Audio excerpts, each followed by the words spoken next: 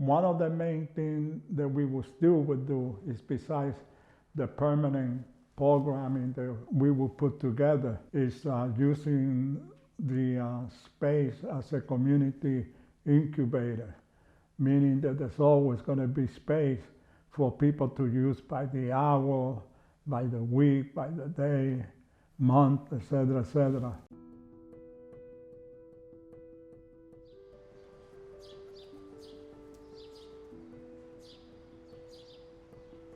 We never owned the building. We used to rent it from the city.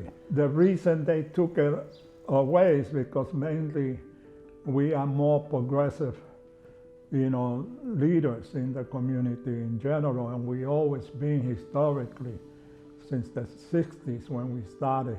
And the reason the building is still empty is because the landlord of the building now make an agreement that the facility will always be a community facility.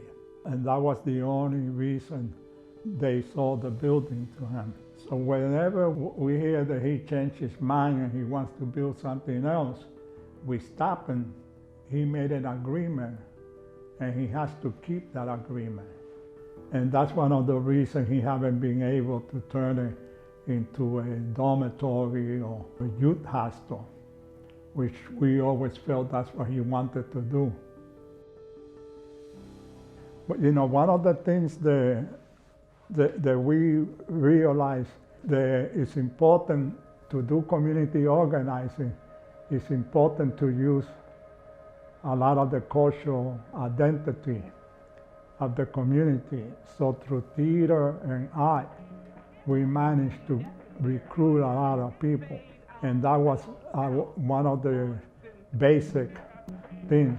Through CHARAS, we got a lot of musicians and we got a lot of actors, and we succeeded doing a lot of plays that related to the community.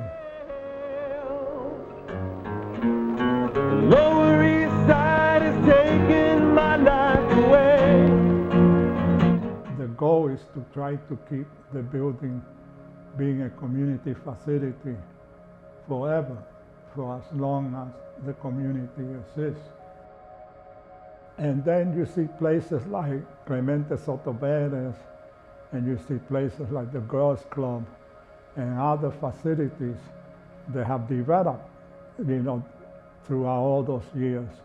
And those are important places. And I think that's how you measure the success. When you walk to this community, you see public events, you still see a lot of Latinos, blacks enjoying the activities, and all the new residents that have moved in since gentrification, enjoying the activity together.